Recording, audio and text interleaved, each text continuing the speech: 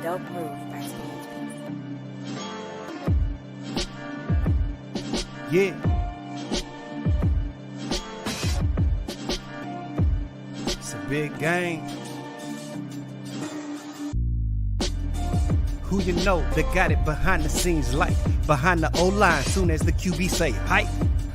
It's big game, big game. Analysis from the player's point of view.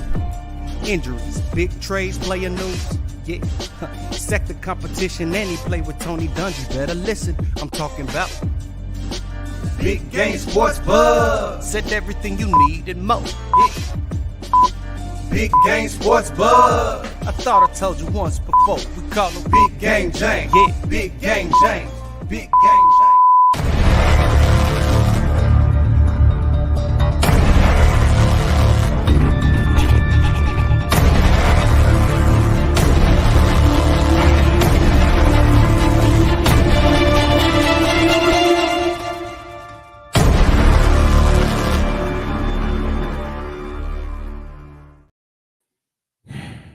Folks, welcome. It's time. We're back. You're ready. We're ready. It is Big Game Sports Buzz, where the sports fanatic and the pro athlete get together, talk about sports and everything else that surrounds it. I am J-Stogs, the buff nerd. Let's go. And of course, I'm joined by the man, the myth, the legend. The reason why this show is called what it is, Big Game James. What up, dude? What up, man? Welcome. Hey, man.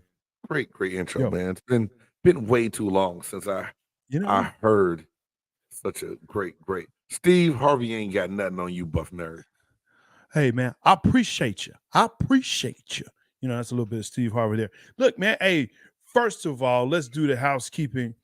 Thank y'all for tuning in and staying with us. We're now in season 3 together. That's 3 seasons together. Big game, J-Stogs still doing it. We appreciate the support. Make sure that you like, subscribe, and share. Of course, we are Big Game Sports Entertainment Network, the home for sports and entertainment, and they collide. Boom. Man, I'm excited. I was kind of tired, but now I'm excited, man. I hear you, I'm man. excited. Yeah, you bringing the energy, bro, and I needed it. I did. I really needed it. I do appreciate the energy you have going on right now. Absolutely. Listen, there's so much that has happened over the summer. And look, I want to say over the last couple of weeks, it just seems like sports has just decided to go ahead and wake up because maybe it's football season and they got to compete. But tonight we're talking about James Hardin, what's going on with him, Michael Orr, and Pac-12 football, college football, really what it is or what it's going to be. Hey, NBA Hall of Fame was this past weekend. Awesome to see who went in. Between the lines, man, so much things that are going on again with football. Of course, you know we got oh hell no. Ooh, man, listen. There's some stupid people out there, okay? Let's just call it what it is. They just heaven help them. All right, and of course, we've got top 5, and tonight's top 5 is top 5 summer events, things that happen over the summer that, you know, it's like, whoa, makes you pause. So I'm excited about that. It could be sports, it could be world events, doesn't matter. Just things that happen over the summer because, you know, it happened. So without further ado, hey, are we ready to jump in this thing? Let's do it, baby.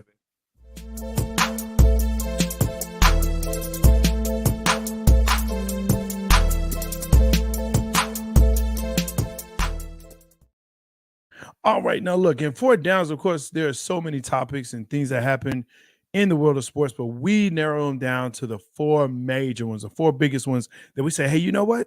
Let's talk about these. The first one, this happened a couple of days ago, not too long ago, about a week ago, not less than a week ago. No, less than it's 2 days ago. Yeah, about 2 days ago. Thank you, sir. I said a couple of days. There you go. Already. James Hardin in China was doing an event and basically said, look, let me call out 76 owner and in particular the GM, not once, twice calling him a liar. And it's basically said he would never play for that GM again, Mari. So this is how would you put this? I don't even know how to put this at this point. When you have a star of your team calling out a very disgruntled star, very right. But I think there's a line you draw in the sand, don't you? You should. This line has been crossed out, stepped on, peed on, all that, right? At the end of the day, Clay, when he said he's a liar, I'll never play for anybody like that. And I'm like, didn't they decide to keep? Aren't you still on the team? Have you exercise his option? So what the hell did this turn into? And for it to be such a public blasting the way it was, then I asked myself, is this James Hardin's way of trying to get out of Philly? Like, I'll exercise my option. It's the most money I can get. Hey, let me talk bad about the hand that feeds me, and maybe he'll get rid of me. So to me, I feel like it was a ploy of some sort. Like he was doing something to try his best to get put out. But listen, as a fan, that's what I say as a fan, because, excuse me, I'm not a Philly fan, but I have to think that all of the Philly fans are scratching their head and saying, "What the hell, James? What the hell, Jimmy? What, you wanted to come to Philly, you wanted to play for Mari, you wanted to." I mean, like, there was just all this flowery stuff. You got the team that you said you wanted in a situation that you said that you wanted, and you got the money that you wanted, and now all of a sudden he's a liar and you can't play for them again. Right. I mean, not buying it. The word that comes to mind for me is one that was coined by one Sean Puffy Combs. This is bitch assness. That's what it is, bitch assness. Okay, bro, play your contract, man. You know what happened. You know what it was. You knew them. You don't like the situation. I get it, but you coming out in this venue knowing that there's cameras everywhere, calling him a liar, that's bitch assness, man. And that's what it is. So James Harden's wrong for saying how he feels on this one to you? In that venue, that way, yes. Yes. So was it a side conversation overheard and reporters reported? Or did he just say it straight up at the press conference? He was Adidas at an deal event. in China. Yeah, an Adidas event in China. Yeah, and decided to speak on. And James Harden went to a Dub Baby, a Lil Baby, or one of them infants concert, and didn't even go to his teammate's wedding. So he's that kind of dude anyway. You know what I mean? Like, he decided that it was time for, to continually be in the scene of the wannabe music producer type dude and just do what he wants to do. So at the end of the day, am I surprised by this? Hell to the no. But at the same time, what is it? Like, it's the same old thing. Like, as soon as you think and want to maybe cheer for James Harden a little bit, he comes up with something in the media, goes public, and it makes you scratch your head and go, why is it I even listen to this dude? I mean, it was kind of funny because when he was leaving Houston and there was an interest by the fans for him to come to Dallas. Right. And I said, no, there's something not right here. There's something not right here. And goes to Brooklyn, that whole situation, how it played out. Now it goes to Philly. So now there's a precedence that's set by this dude and saying, you know what? This is not the guy. Right. The guy. Make sure that you do comment. We will read it. We will chat. We'd love to have that interaction with you. What do you say about James Harden in this situation? Do you think he's right or do you think he's wrong? Do you think he should have said what he said, when he said it, where he said it? My thing, would he say the same thing to Daryl Morey in his face, or did he use the media to? I don't know, man. It's one of those things where I'm sick of guessing, trying to read James Harden's mind. I'm beginning to think that some of the chemicals he put in his beard, he's inhaling, and it's making him crazy. Wow, he does have a nice beard, though. I cannot lie. Not really. Actually, doesn't. I'm just mad I can't grow my. I feel like I would get a whole chicken bone stuck in the beard that big. Like I'd be on the show, like kids in that I'd be one. like, good. Yeah. No, you lose kids in those things, in that thing. But yeah, as a fan, I don't like it as a fan. As a basketball fan, I don't like it. I would never want to hear Luka say anything like this about the Dallas Mavericks organization. You know, But I think it's Kyrie. a different situation. Like with the Luka, I believe he would be more loyal to Dallas because he was drafted by Dallas, been there. James Harden is started that world tour part of his contract. Yeah. Like, I mean, his career, excuse me. A little bit everywhere. Not really the same since he first left OKC to go to Houston. And I don't know, it's just a whole different situation. But here it is, a person you love, respect, have all this admiration for, supposedly. Now you're calling him a straight up liar and want nothing else to do with him again. Right. It's or like, even Kyrie. If Kyrie now. did this, I would not want Kyrie to do it either.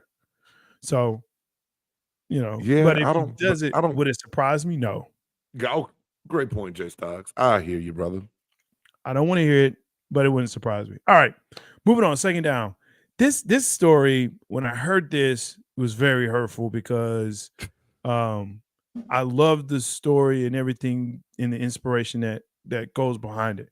Michael Orr, former Baltimore Raven, former Panther, has claimed that the Tuohys, the family that allegedly adopted him in high school, actually did not adopt him and made him sign conservatory agreement. Yeah, a conservatory agreement, basically stating that, hey, you're not a part of the family, and everything that you earn, we can at that point claim it, and we can use your name and likeness. And so basically, we have lawful precedence over you. We can do what we want with you and your name and likeness. And he has now found out that they were getting proceeds from the movie when they said they weren't. They were getting a little movie, little proceeds, and actually they were getting like 3% over, and it was like a $300 million movie. So they were getting paid. They got paid off the movie. They wrote books. And then the other part that was really disturbing was how he was portrayed in the movie. And he's coming back and saying, no, that's not actually how it was. I knew how to play football. I was a standout at the school already. They didn't put me in the school. I was already at the school. And so he would sleep at different people's houses. He just happened to sleep at theirs and kind of stuck. But he was already at the school when the Tuohys met him. Wow. Yeah. Isn't that crazy how they shaped that whole story to and this is the thing, Jay. Regardless of the fact, Michael Orr was in a different situation coming up. Got to a better school. The situation was better. Got to Ole Miss, which they helped sway him to go to the school that they went to, right? That they're very big on. But here it is again, a young person of color thinking that he's being helped to make the right decision to better his life, being taken advantage of. And not even blaming it on the color of people. That's just shitty people doing something that's just beyond. So like when I saw this whole story and how everything's coming out now and the lawsuits taking place, and I'm just like, whoa, wait a minute. Run that back. What happened? What's the real dealness of it now? Because you know how impressionable I was at 18 years old? How fast I would, and learning, you think you have people that you can trust to have your best interest, yet all they see you as, ooh, this here boy gonna go get paid. Let's jump on the gravy train now. It's where you never really did you ever really have any care about him at all? Is what probably going through his mind and everybody else's mind. Is like, what were your motives the entire? Was it all a ploy to make money off of me, or did you really want me to be better? Because they really made it seem like they handpicked this kid. Yeah. touched him by the grace and the aura to make him Yeah. a beyond great football player. And without them, Right. he would have never been that. But for him to say, wait a minute, I was already a good football player. I was already at this school. I was Yep. gonna go D1 regardless. Regardless. They didn't change that part of it. Right. Maybe I went to Ole Miss because they were, they sold me Yeah. on how great it was, and I decided to play football there. But other Yeah. than that, it's a horrible situation. And some people are gonna be like, oh, who cares? He made his money in the NFL, it's no Right. big deal. Right. But it's still more than that because there's still a lot of other Jeremy Macklin was kind of the same type of situation Yeah. in the St. Louis the St. Louis, Yeah. Missouri area, living with Yeah. a white family that adopted him, helped him out. He ended up going to Missouri. Not saying they did something crazy to take advantage of him, but there's a lot of stories we hear about this where these kids can go to these private schools, and one of the ways to get into them is getting with the family, that has ties there. It helps the parents out from the inner city standpoint to where the son's getting a better education. They can go focus on school, not focus on how am I going to get to school? Am I going to eat breakfast before I get here? Am I going to get shot at when I get off the bus? Right. So it does help their lives a lot. But at Yeah. the same time, should I be worrying about in the back of my mind, damn, are these people really out to get me or take advantage of me? Or are they really Right. trying to help see me become a better person? Yeah, and I think that's the biggest thing there. The takeaway, he did come from a bad family situation, a bad home life, and thus he was living with different people at the time. And it wasn't until his senior year that he started living with the Tuohys and in that whole situation. It was several months before he graduated. So there's inconsistencies with the movie and discrepancies. And here's the big problem I have, and I ain't gonna lie, man. It's an awesome movie with a great cast and one of the leading ladies that I absolutely love and I think is just wonderful, right? And Sandra Bullock.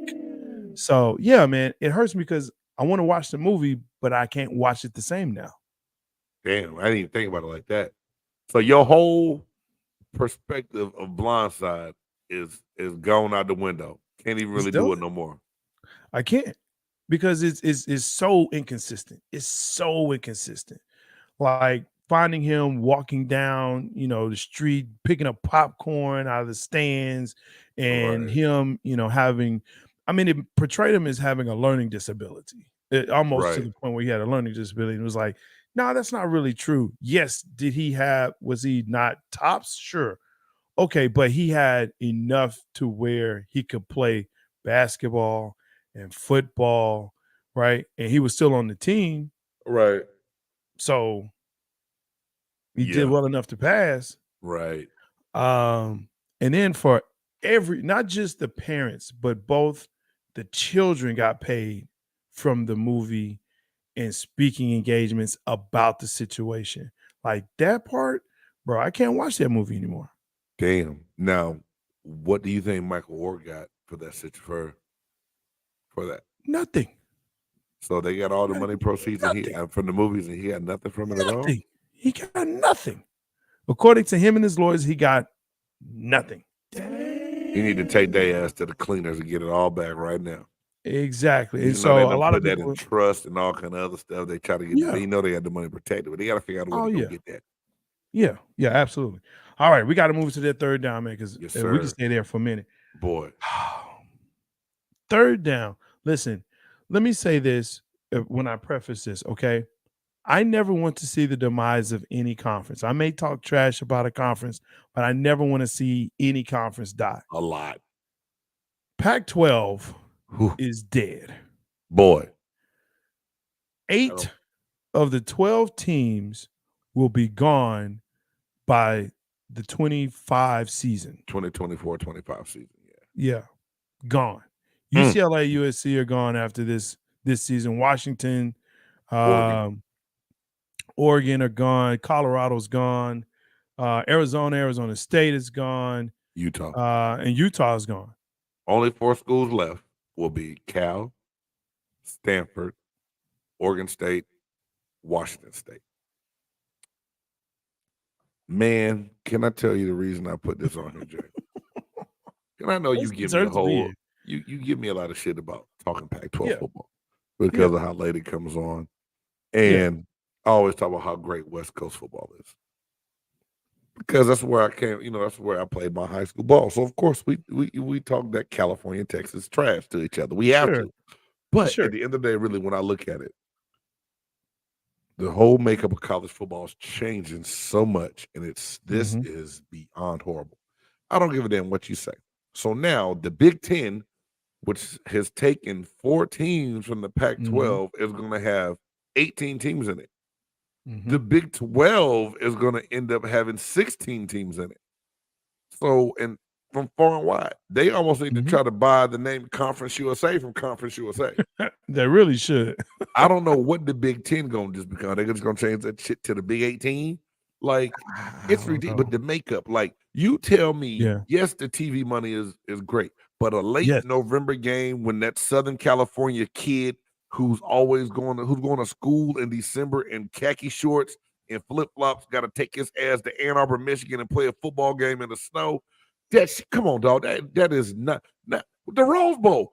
The Rose Bowl was the Pac-12 and the Big Ten Yeah. champions. Boom. They Yeah. they knew the shit was coming because the Rose Bowl Big committee Ten. was like, you know what we're gonna do? Let's align ourselves with this BCS playoff, so every Yep. other year we can be a whole city Yep. for one of these playoff games, and also maybe the national championship game because they had to Yeah. see something coming. So everything Absolutely. we've known for so long with college football is done, and Yeah. I hate it. I'm old school. I like traditional rivalries. I like traditional bowl games, and there's you just grabbing people for money and logistically it don't make sense. And it's going to help Yeah. recruiting wise. Man, you gonna get somebody from the sun that go out here to the snow and be like, you know what? I don't like this. I'm going back. I don't know. It's just a bad situation. And how do these teams benefit? Like it killed. And I told someone before when Stanford did not jump on the NIL game and try to get in, and because Yeah. they're just the Brainiac status school, they don't Yeah. have to pay players, they Yeah. were going to fall off. They lost a lot of their luster. And for them, it They wasn't did. about the money and it wasn't about the TV deals. And so they got left behind big time. And it's Yeah. just like, damn, that Uh, sucks. and look, again, we talk what we talk, but yes, I don't like this. I don't like it at all. Just for the simple fact that I love champions playing champions. Right. Okay. I love the fact, and I proposed the deal where it's an eight team playoff where you have the 5 power conference champions and you have 3 at larges, right? 3 at Right. large. Right. And there you go. You don't have to expand it anymore because your conference play should matter. Your Right. conference play should matter. And so if you have a conference champion who may have 1 loss or 2 losses, but yet you have another conference person, team like Alabama that may have a 1 loss and they barely won another one when they shouldn't have won it, or even a 2 loss, but they still have a chance to get in the playoffs. That's an Right. issue. Right. With the Pac-12, and when we talk about Stanford, the problem with Stanford is I'm reading is that because of the academic status that they have, and they do have it, Mountain West was saying, hey, we can absorb or we can work something out to where we can bring in the 4 into Mountain West and really Right. be a powerhouse conference. And Stanford is saying, academically, you're not on our level. You're not where we are. Well, no one else in the damn Pac-12 was on that level, but maybe Cal. You're not. Maybe. I mean, Yeah. come on, give me a break. This is my thing. I believe Oregon State and Washington State are going to jump on with the Mountain West because they want to just be left out high and dry, assed out. Yeah. Yeah. They want to keep the teams even, I'm sure. So it would be better if Cal and Stanford could go into that and you keep that rivalry, right? Yeah. Stanford could try to just go to Notre Dame route and go independent because a lot of Independent. Yep. teams will pick up and play that. But I don't Yeah. know if they really have the money backing and football following to really survive long term doing that. Right. It's going to be a question mark. But I think about all the great rivalries. I mean, the Apple Cup between Washington and Washington State, now with Washington being gone, right? Mhm. Oregon State, the Civil War. Yeah. I mean, UCLA and USC can Yeah. keep their rivalry because they're going to be in the same conference. Right. Even Oklahoma leaving the Big 12 to go to the SEC. Now, what's Yeah. going to happen with Bedlam? It's just so That's a many great things question. that you Yeah. break up that they say money is the root of all evil. And I used to laugh at that when I heard that when I was a kid.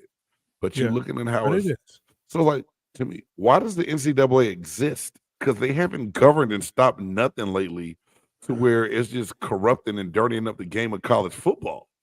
Look at the Only NIL. the only thing that they've done is like they try to go after coaches and programs like what's going on in Michigan State, not Michigan State, Michigan Michigan, yeah. with Khaki Harbaugh. But look, man, I don't. Really? Yeah. Wow. He wears khakis, bro. A lot. Yeah. I appreciate that. I love khakis myself, but And I those gotta mean be some that strong part of khakis. it, They with holes. Mm. yeah. But this whole Pac-12 and this whole collegiate alignment, new collegiate alignment. But I will say this though. Now that we're looking at super conferences, it does now fall to say, look, we want the best teams to play each other, Facts. Yeah. regardless of your conference. Right. If you can come in and we look at your schedule and we say, look, you've played the best teams in the nation. The best teams in the nation, you deserve to be in the playoffs. I'm for that. And especially that they're expanding to a 12, right? To a 12 playoff team, Right. 12 playoff playoffs. Right. Yeah. Take your 12 best teams out of the Mhm. nation and go for it. And look Right. at their strength of schedule and say, hey, you know what? Texas, you've got to play people. Oklahoma, you've got to play people. Alabama, you've got to play people. Michigan, you've got to play people. You can't just have Appalachian State every year barely win, right? I think that you're going to make the playoffs. You've got to play people, and they've got to be good. So I'm looking forward to that part of it. The TV deals, and that was part of that Pac-12. The whole Apple, and not really sure what's what. That's where we are.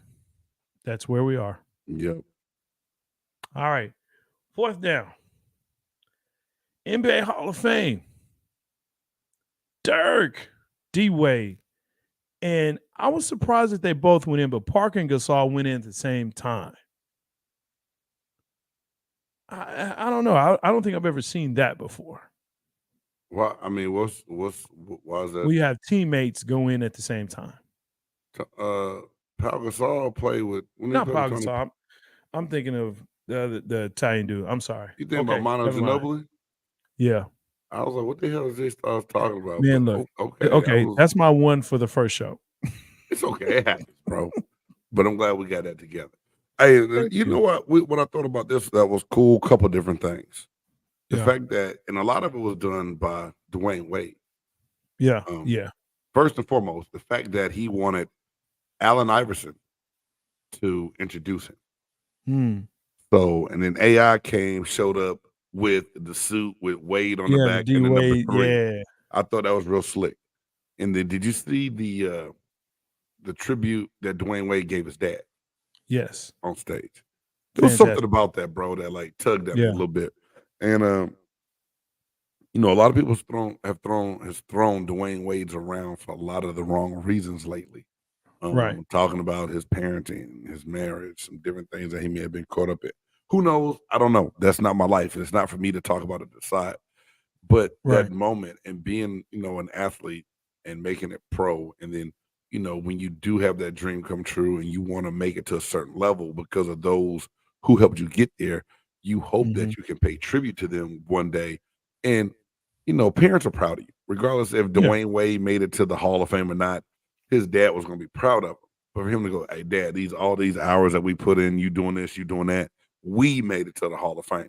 That's just a big moment because that he said that and you could tell that was something that Dwayne Wade has always wanted to happen. And he was able to do it and share that moment with his father because so many guys, they lose a parent while they're playing. They don't have a relationship with the parent while they're playing, different things.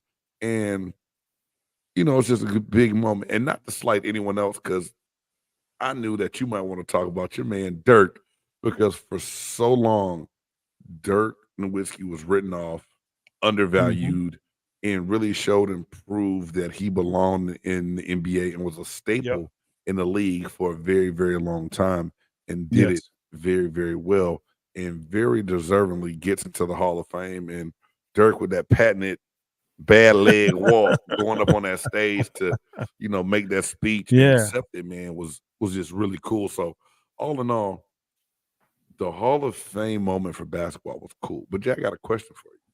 Yes, sir. How do you compare the NBA Hall of Fame to the NFL Hall of Fame? Or can it be comparison? To what magnitude do you, I was kind of doing that, and I don't know if I should have when I looked at it, but I was like, I think football got them. The NFL has them. The NFL has them. They do, because I think in my opinion, there's way more debate on who should go in than in the NBA. With the exception of Tracy McGrady, everyone that generally has gone in, everyone has said, yes, they deserve to be. Right. Like this year, no one's going to argue about the class that went in. No one's going to argue that. Right. Even when Iverson went in, no one's arguing that Iverson shouldn't be in the Hall of Fame. Yeah, okay, he didn't win a championship, but he's Allen Iverson. Gotcha. Right? He should go. Like I said, with the exception of Tracy McGrady, that's it. Damn, Jay, stop it. T-Mac, I can't just ask the question and we talk about it for a second. Go ahead. No, don't hit me like. So you don't think Tracy McGrady deserves to be in the NBA Hall of Fame? Okay, cool. That is. I asked, you answered. Bro, second round of the playoffs is the highest he got, and he was injured most of the time. And this is what I get from people. Those 3-4 years he played, oh my gosh, is that what we're doing now? Is that what we're doing? He's top of his game for 3 or 4 years? Understood. How many players can we say that? How many players are we going to say, well, for 3 or 4 years, they were really good? I mean, oh shoot! That's like having 5 good games in the season. You like, man, he deserves a $20 million contract. Whoa, he deserves that. Like it happens though. I mean, listen, let me bring it. You know what? Let me bring it home. Tony Romo. What do you rate? Oh snap! No, Ring of Honor, sure. Hall of Fame, no. He doesn't belong there. He doesn't. Now he might get in he might get in as a broadcaster later on. He might earn that. Maybe. He might earn that. He'll earn that. He'll earn that because he's doing great so far, but not as a player. Saying. No. But you're going to ask a question. No. I asked it. Like, okay. Oh, yeah. Well, I was like, where do you rank Tracy McGrady all time then? Like, do you have a place where you feel like it's fair to rank him? Because it has been a lot of conversation about T-Mac and where he belongs. And then to me, if you judge him off of the great seasons and don't hold the bad ones against him, why don't they do Penny Hardaway the same way? I agree with that. You made me think about something when you said it. Yeah, I agree with that. Where's the comparison? Where does it begin and where does it end? Because like Vince Carter's going to go in. He's going to go in. And deservedly so. He played through like 5 presidents. 20 seasons down there, right? Like Dirk. But I mean, when you look at Tracy McGrady and where I rank him, I don't rank him as a top 25 or top 50 player of his era because of the fact that, yes, he did have injuries. I get that, but I can't take 3 or 4 seasons, 3 or 4 really, great seasons and say, oh, well, he's Hall of Fame caliber because he played 3 or 4 good seasons. Right. And that's nothing against T-Mac. We know he was a great basketball player for what he did. But I mean, valid, very valid point. Are we going to say James Hardin is a Hall of Famer? I would not. I mean, you made me push my glasses up on that. Is he a Hall of Famer?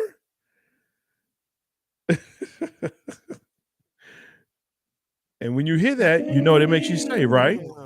Oh, I definitely know what it makes me say. Oh, hell no. Oh, hell no. Oh, hell no. Oh, hell no. Oh, hell no. Oh, hell no. Oh, hell no. Right, folks, I know it has been a minute and you've been waiting on this segment. This is where we look at stuff like James Harden going to the National Basketball Association Hall of Fame and say, oh, hell no. Okay. I put some oomph on that one. Yeah, you said What that you with got? your chest. You said it with your chest. It's all good.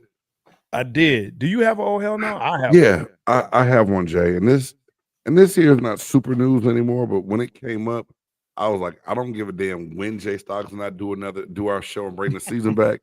I got to mention this, and it is the Washington Commanders. Some of the players complaining that Eric Bieniemy was being a little too tough. I mean, let me say this. That's a good one. I played the game of football for a very long time, from the age of 8 to the age of 33 years old. Mm. I've had some great coaches. I've had some bad coaches. Mm. I've had some rah-rah, pat you on the back kind of guys. And I had some guys that would MF you to death. Every coach has a different style and different way. But obviously, what has been done in Washington for the past couple of years under Daniel Snyder's ownership and the different reigns of different coaches, and even Ron Rivera looking like he may have lost grasp on the team. You bring someone in who's had some success in Kansas City, or so we've been told. He lights a fire and gets on the ass of the guys that's on his team. And then some of you have the nerve to go to the media and want to be anonymous and say, hey, his coaching style is a little abrasive and rough. If you don't shut what the Rock like this, who say candy ass? Stone Cold or the Rock? Stone Cold is the Rock. The Rock. Man, you don't shut your candy ass up. Like, for real. Are you really in a professional sport, the level you are, making the money you make, complaining that your new offensive coordinator is a little rough and too hard on you, but yet soft and nice has not been working for you? Gotta change it. So you can't have it both ways. He's not there to be your friend. He's there to help make you better. It's almost like parenting, right? You can't be your child's best friend. You have to be there for them, teach them along the way, and still give them that tough love. Eric Bieniemy is trying to help cultivate a new culture in Washington, yet people looking for a way out. So now when things go wrong or they take too long to get going, well, everyone said he was hard to play for because he was so rough and it was never right. Yep. Belichick does the same kind of stuff. He just does it in a different way, in a different tone, and no one says anything. No one said anything about how Bill Parcells did it when he did it. So why now is it a problem? I have a problem with players. You used the word from Puffy earlier.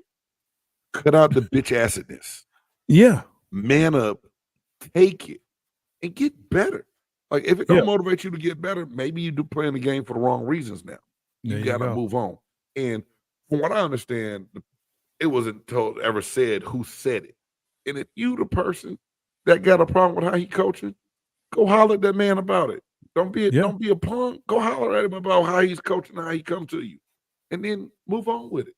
But we got to give the brother a chance. You can't try to cut the legs out from underneath somebody in a position that a lot of us don't get that position to be in, to help ourselves out and help open the door for other black OCs later on when the time is right. Yeah. Yeah. No, that's good, man. I hate to follow it up because everything you said, I echo that sentiment 1,000% as a fan. Like, I just don't get how you could even fix your mouth or your mindset to that. But when bitch acidness shows its and rears its ugly head, there it is. There it is. Speaking of bitch acidness, hey, here's mine. My oh hell no, the heat. And I say it just like that. It's so damn hot. It don't even make sense. I thought you meant the Miami Heat. You just mean the Heat in the nation. Hot. Just the nation in the south, southeast, in the southwest. It's hot. It's so hot. You know, I mean, when you go outside and you just, like, you look outside and say, ooh, look hot. You don't even say that. You know it is. You know it is. Bro, it's hit 109 and 110, not the heat index, the actual temperature. Global warming is real. That gets a oh hell no for me. It's stupid. It's stupid. I love it. And I like hot weather. This ain't hot. This is something else. Man, that's funny. And it's funny, not funny. Because now to get off court, I know we got to keep going. I had to go outside today, Jay, for tennis class. And I was out there, and as bad as those kids were hitting the ball, I was like, if we don't take our behind inside and do something else, I'm gonna get fired. I ain't never about to teach tennis. If it stay this hot, they ain't gonna learn how to swing one tennis racket from me. It's too hot to be out. Hey, you walk outside and you automatically make like the Shabba Ranks face. Automatically. It just go, you go outside, hey, coach, how's it going? Shabba. And that thing you tell them to shut up. Because you want them to shut up. You don't want to, I don't want to talk. And today was a cooler day. Today it cooled down to, I think it was a balmy 99, 100, something like that. I'm gonna piggyback off what you just said. I'm on oh hell no, the weatherman. Because if you ever tell me a cold front is coming in and 89 is the cold front, Pete Delkis, we gonna fight. You can't tell me, oh, there's a cold front coming just because it cooled off about 10 degrees. That's not a cold front. No. It still felt like dragons were breathing outside the door as soon as you walked outside. Still in the 90s. The humidity was so bad. One little girl said, Coach, oh my God, how hot is it? I said, sweetie, I said, it's only 86. She's like, no way. I mean, it was bad. Like, when a kid complains about the temperature being really, really bad, like hot, you know it's bad, bro.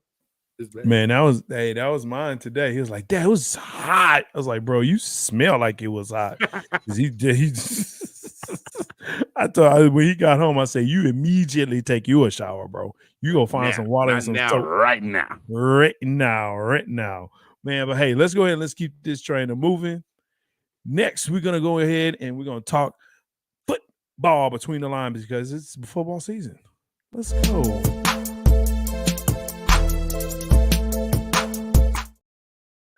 In a surprising move, I can't believe this actually happened, man. But the first one, I just knew you thought he was coming home. I thought he was coming home, but Ezekiel Elliott has signed with the New England Patriots on a 1-year deal. I believe it's $6 million. Look, with all incentives and everything, I mean, I'm happy for him. We play the Pats this season. I believe they're like the 4th or 5th game. So it's going to be interesting to see how Dallas matches up against Zeke. And you know he's going to want to run wild all over Dallas. You know that. I mean, yes, he's going to want that. This is the thing. Zeke can't make this personal between him and the Dallas Cowboys. We knew what it was with his contract. Everybody knew he was going to get released. A lot of people kept saying, oh, he's going to sign back. He's going to sign back. Once we got past the draft and his contract wasn't reworked then and re-signed, I never thought Ezekiel Elliott would be back with the Dallas Cowboys, Jay. I just didn't. I just didn't see it happening. I honestly did a story on our Pewter Perspective playlist that I thought that he would be a great fit for the Tampa Bay Buccaneers to help bring some veteran leadership, get him on a low deal, and I still believe that he can run between the tackles. I do think that he has some gas left in the tank. Now with the Cowboys, have pass blocking too. He will. Now I honestly think, and I know y'all talked about a lot of different things on the Cowboys cutting up last night. If you are a Dallas Cowboys fan, I forgive you, but you need to check out J-Stogs and Trey Collis on Cowboys cutting up here on BGSE Network. Nevertheless, I believe the Dallas Cowboys will regret not having a bell cow type running back. Now, Deuce Vaughn has looked great in camp. He's doing good. I just believe all the running backs they have now are really small, quick, shifty running backs, but not very durable. I just still feel like the Cowboys needed a big body to help them with some of that ground and pound, and they're going to take some of the pressure off of Dak Prescott. Anyway, the whole thing we're talking about now, though, Zeke to the Patriots, I never saw that one coming. I'm glad he got a job. And I heard the way the incentives are laid out in this contract, it could be a very great lucrative deal for him. But I don't know if that's the uniform I want to actually see him in. Yeah, that's going to be kind of weird to see him in that. And he's going back to his old number at Ohio State at 15. But Right. I'm happy. I'm actually happy for him. I'm glad he got a landing spot again. I wish it was with Dallas, because I'm looking at the runners that we have, and they just don't give me the sentiment and feeling that they can run between the tackles as many times as they're going to need them to. Right. To get those hard 2, 3, 4 yards. What's kind of crazy to me is a lot of people believe that if you're a running back, you should, average 5 yards a carry and score, at least a touchdown every game, be a 1,200 to 12 to 1,400 yard rusher every year.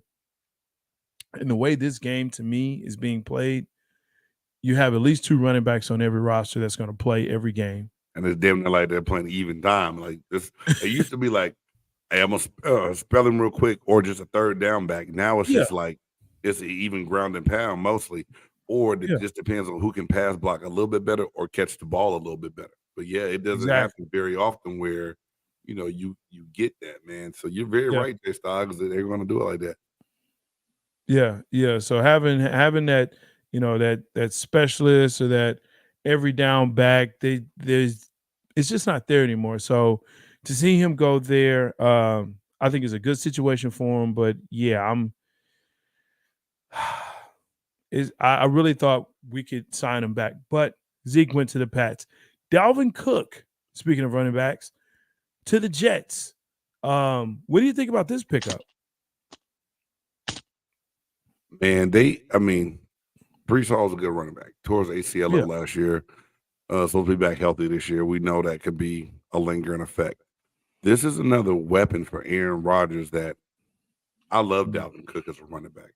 The only reason Minnesota let him go that they could not come to an agreement on him taking, they wanted him to take a pay cut. They wanted to rework his contract, and he just wasn't going for it. And so, he put his money on himself, and he, let himself get cut and try to market. I like Dalvin Cook. I think this is a great move. The question is, does this now improve the Jets' chances of winning their division? I mean, the Bills have been dominating the last couple of years. I believe Tua was a couple of plays away from staying healthy and making the Dolphins relevant. The Patriots, it's hard to think that they'll be bad for long, right? So where does that put the Jets? That defense they have is amazing. An awesome defense. The way they played, the way they ranked category last year in so many games that they ended up losing by 1 point because of their quarterback play. And now you add another running back weapon to bringing in Aaron Rodgers.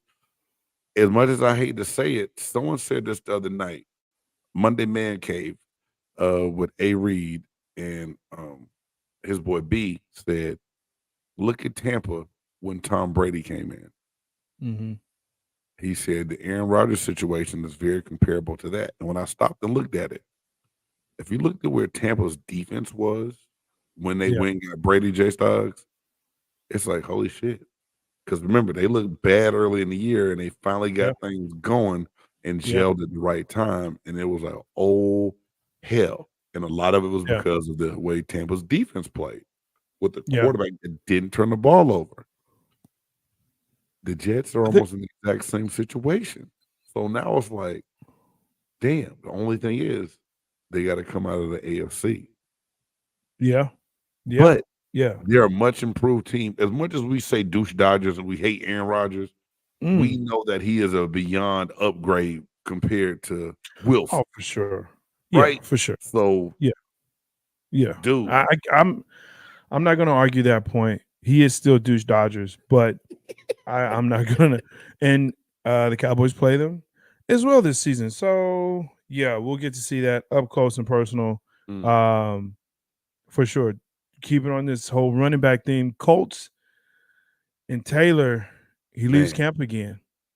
And I just, if I'm a Colts fan, I'm like, listen, it's already crap. What are we doing? What are we Man, doing here? And they're wanting to start Richardson day one. I mean, we've talked about this. Now, I believe Anthony Richardson has showed glimpses of what he can be. Like we said Sure. before, he has the extremely high ceiling beyond athletic, Yes. but we don't know what he's going to do. The Mm. NFL, the pressure of the of NFL defensive linemen, linebackers, blitzes, schemes. Like I told someone the other day, did you see his last collegiate game? It had a lot of people saying that he needed to return to school for one more year. Mhm. I don't think that just changes in a training camp where you're not getting hit by anyone in practice and not really getting rushed. Yeah. Do I think he can be good? I do, because he does have talent. Do I think it would be a mistake to throw him out there without this running game? Because in my mind, there's something going on there with Taylor after Irsay said what he said early on. Yeah. And is he in his feelings? I'm not going to say, oh, he's just in his feelings. But the relationship there is damaged. The question is, Yeah. can it be repaired? Because they already said, look, we're not trading. Right. So he's going to have to suck it up and go or lose a whole lot of money and Yeah. be on the outside looking in. I don't think he can Yeah. afford to do that. Right? So Yeah. I hate this situation. I hate this because, last year, Josh Jacobs led the league. A year before that, he led the league in rushing. Mm-hmm. And yet here it is. You don't feel like you're being valued. They said you've been injured. You said it's not true, but yet you do have the ankle injury. They don't want to pay you more. They want you to finish out this contract. Man, it's a cluster. I mean, it's just, boy, I'm glad that's not my team. Not anymore. I'm glad that's not my team. They had the owner get the keys to a former player who never. India is a mess, bro. All top down. India is a mess. Man, so we talked about Josh Jacobs. He's still not in camp either. The running back situation has got to change in the NFL for it to be better for them. I can't even say permissible. It's just across the board, it is bad. It is bad. It's bad. And I think that's really all you need to say on that. Right. I was curious about this last one. Teddy Bridgewater's number 50. Man, have you seen this?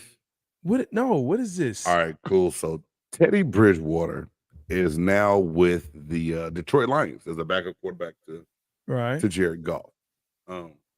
Teddy Bridgewater has worn the number 5 for a long time in his career. Yeah. He wore 5 at Louisville. He was the 32nd pick in the draft. So then when he was in Minnesota, he wore 5. Yeah. Every stop, everywhere he's been, he's worn 5. Yeah. He got signed a little bit later in Detroit. 5 is already taken. Yeah. The only single digit that wasn't taken was number 7. But that number is retired. So for him to still get the 5 that he wanted in the preseason, it doesn't matter what number you wear. He took number 50. So here it is. You got a quarterback running around the field with number 50 on, probably looking like, what the hell? That's kind of like when I played football back in Pop Warner, we would like put on a dad's jersey and they might have 50 on it because your daddy was a lineman and you a quarterback and it's like 10 sizes too big. It's just what it reminds me of. And I just thought that was a funny, cool story, man, that, to get that 5. And now, once training camp is over and people get, rosters get cut down, if he's there, he'll have another number because he cannot wear the number 50 during the regular season. But for the preseason, he can. Yeah, quarterbacks have to wear 1 through 19. No, they changed up the number policy to an extent where like bigs can wear single digits. Quarterbacks still have to have 1 through 19. Or they do the thing like where Heath Schuler back in the day wore number 21 for the Washington Redskins. But they can't. He can't wear 50 regular season because Micah Parsons still wearing 11. He's 11. He can now. They made it where defensive players can wear the lower numbers. Quarterbacks can't wear the Quarterbacks bigger can't. numbers like that. Wow, I thought they Yeah. could. Okay, all Yeah. right. Wow, that's crazy. I'm like, well, what about 15, bro? I 15. don't know why he didn't take It's a this 5. 15, but it's going right now. So I don't know who has it. I don't know if it's the same Brown wide receiver, but he's a team number. Is it 13? I don't know. Anyway, they're gone, bro. So the brother took 50. He rocking 50 in training camp. And when I saw the picture, I was like, the Oh hell my that say? gosh, And then that's so I clicked the crazy. story and I read it. I was like, yes, I must talk about this in between the lines tonight. This Yes, is please do. funny Please as do. That's crazy. heck. All right, that brings us to the final segment of this podcast. Of course, that is the top 5. Let's go. Even when you feel low, you can still go. Even when you feel slow, you can still go. Even when there's no hope, you can still go. I never answer to no, man, I still go. That's right. Some people have a top 100, some have a top 50, some have a top 25, some even punk out and have a top 10. But here at Big Game Sports Buzz on Big Game Sports and Entertainment Network, we have a top 5. Who's in, who's out? This week, top 5 summer events of 2023. The biggest things that happened in top 5, or the biggest things that happened in 2023, top 5. Big Game, are you ready? Do you have yours? Are you still thinking? Why you gotta ask all that, man, like that? Because yeah, I yeah, know I got you. mine. I'm ready. Our top 5 is fun normally, and there's a lot of different things that have happened so far, especially over the summer. That not Yes. all are fun events, but they're things that are Mm.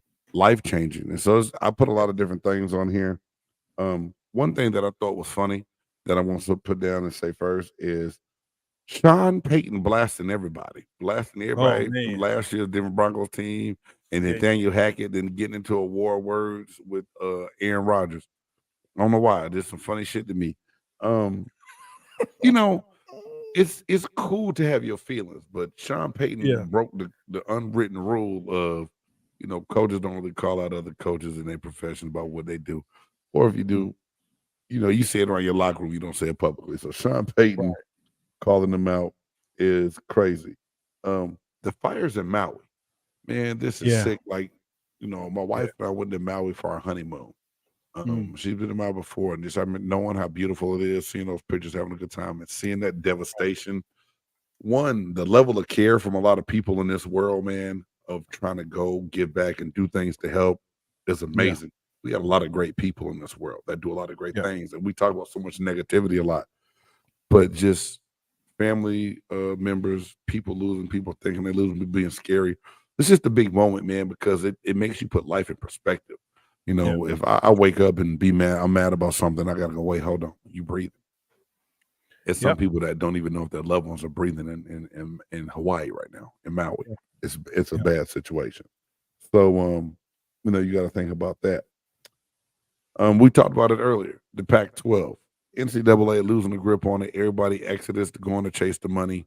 To me, that's something big in college football, and I think it's going to have a domino effect of different things falling into place. Now Florida State wants to leave, and Clemson wants to leave the ACC. Mm-hmm. The only place I can see them going is the SEC to make them bigger than what happens today. It's going to be a bad thing. So I put that down. Texas passing a law after what happened in Uvalde that every school in the state has to have armed resource officers or armed officers, right? Yeah. But they didn't give everybody sufficient funds to do it. That's almost a hell no, but that's a big moment for us here in Texas and what we're going through, what we're dealing with, what we live with, what we see.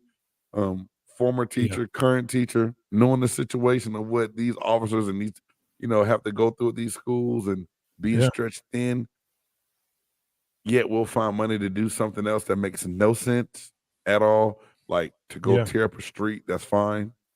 Yeah. That you just redid 3 months ago with that money. Yep. Anyway. But and then my last but not least moment, the brawl for it all, Montgomery, Alabama. Man, Jay, this has become somewhat of an anthem of excuse my language. It's madness, bro. Like Montgomery Brawl. at first I was like, Montgomery man, Brawl. I was like, first I couldn't believe. I said, this is messed up. This man doing his job. Yeah. So you're mad about like the white privilege and entitlement, right? Right. And then all the different aspects of going from to we're gonna protect and help this brother to how did the chair ever really come out is what I want to know. What did the chair ever really come out, Jay? I don't know. Like chair. I think the situation was in hand without the chair. Oh So, man. but then to see the memes of the people on treadmills running Oh, and just my raising the gosh. chair above their hand. There's a dance, there's a song. J-Stogs sent me something on TikTok the other day, and I spit my drink out, y'all. And I'm like, do I feel bad for laughing at this, or do I just take it in and just know, hey, it's another moment we're gonna laugh at, enjoy life? But yeah, man, the last big thing so far, and this might make all of 2023. The goddamn Alabama brawl, man. Yes, the Montgomery Brawl. The Montgomery Brawl. Yes. Shout out to the Olympic swimmer. Yes, I mean, look, it's all of it is there, man. That's He definitely. They did a wrestling move on a dude on it. They did a rock. Oh yeah, he did a rock bottom. He rock bottomed him. Yeah, man, shoot. did the rock bottom on him, Oh, dude. God. It was everything that you wanted in a brawl was there. Everything was there. It Now, was Jay, there. did you catch yourself going back and watching it over and over again to try to catch the pieces that you missed? Because Yes. it was so many different parts of the fight to where I was like, wait, Yes. what? And then they started taking it down off the internet. So you had to try to scurry and find and put different pieces together. And then it was like, man, you can't stop this madness. It's too much of it out here. Black Twitter was a blaze, sir. It was a blaze. I saw different angles, different aspects, different commentary, people pointing things out. I mean, putting arrows in. Check this out. Check out the Crocs that were busted. I mean, dude, it was everything. Did you see the one they did the Good Times theme in the intro to Good Times? Yes. Okay. I'm telling you. My stomach hurt so bad on that one. Dude, it took me about 3 days. It was 3 days straight of just it's craziness. Look, let me get to mine so we can get out of here. I'm sorry, man. No, it's all good. Japan beats US in the World Baseball Classic. Crazy. Love that. Speaking of love, Live and PGA, they merge after all the trash talk. All the BS. All the BS. They're never gonna blah blah blah blah blah. And PGA was losing money. Hey, guess what? Let's go ahead and let's merge. And now all the players from PGA, especially what's his name? McIlroy, whatever, Rory, he's all upset. I don't like him. He's a douche as well. Here you go. Arizona. People in Arizona are dying from the heat. I just talked about the heat. People dying from the heat in Arizona. People in Arizona, if we get anybody from Arizona, stay in the house. Just stay in the house. Ain't nothing outside for you. Man. There's nothing out there for you. Okay? Just stay in the house. Just stay there. Look, man, the actors and the writers have gone on strike. Yeah. They went on strike and they ain't back yet. Hey, you know what's funny though? What's that? Independent filmmakers are benefiting from streaming services right now because of the strike. So some people are benefiting from it, but yeah, it's all about your paper being treated rightly. I hope y'all get that money. Get the money. Yeah, I got a couple of friends out there that's doing the thing, and I'm checking in with them, making sure they're good, and they're like, yeah, we're good so far, but a couple million ain't gonna last them out in that state. And then finally, listen, man, this story when it broke, people were like, yo, it was on 60 Minutes, it was on CNN, it was everywhere. Carly Russell, this young lady from Alabama, she was kidnapped, but here's the problem. She wasn't kidnapped.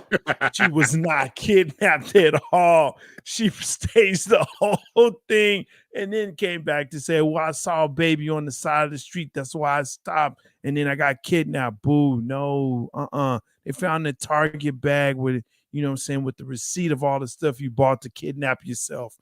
If you're going to kidnap yourself, get rid of the evidence.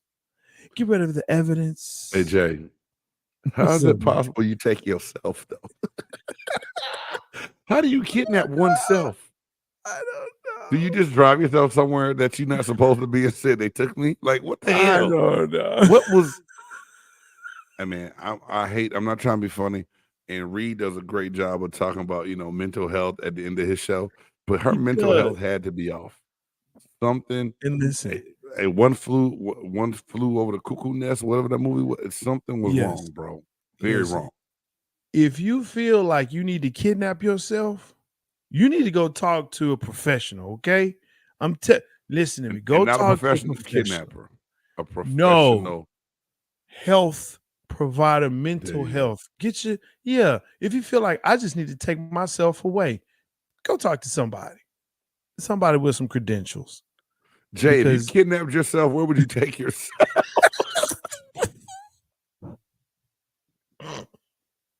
It's not funny. It's not funny. Probably Brazil. I'll probably kidnap myself to Brazil. Oh, Lord. Or the movie room. Can you take people with you if you kidnap yourself? Oh my, hey, we'll kidnap each other. That's what we'll do. We'll kidnap each other and we'll go to Brazil. Leave a ransom note or something. Like, they took us. Who is us? And where were y'all together at the same time to get taken? Don't worry about that. Come find us. Now y'all asking too many questions. Oh, Lord Jesus. Yes, y'all. This is it. This is Big Game Sports Buzz with the Buff Nerd J-Stogs. Your boy Big Game James. Season 5 for me. Season 3 of us being together. Episode 84. I don't know why we don't do even amount of numbers of shows when we do them. I don't know. Our schedule just be crazy like that sometimes. More often than not, y'all, we will be back on Wednesday nights, except for the weeks that I have football games on Wednesday nights, which is like 2. Two. But we will be here for y'all.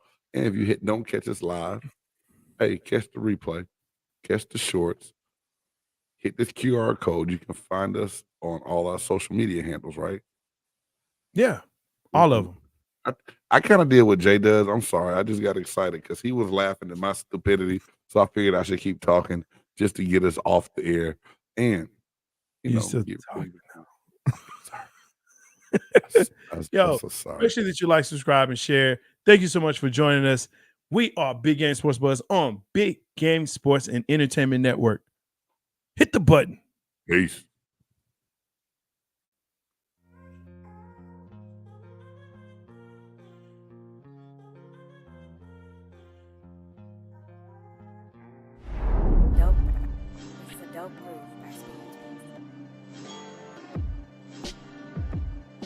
Yeah. It's a big game. Who you know that got it behind the scenes like behind the O-line soon as the QB say hype.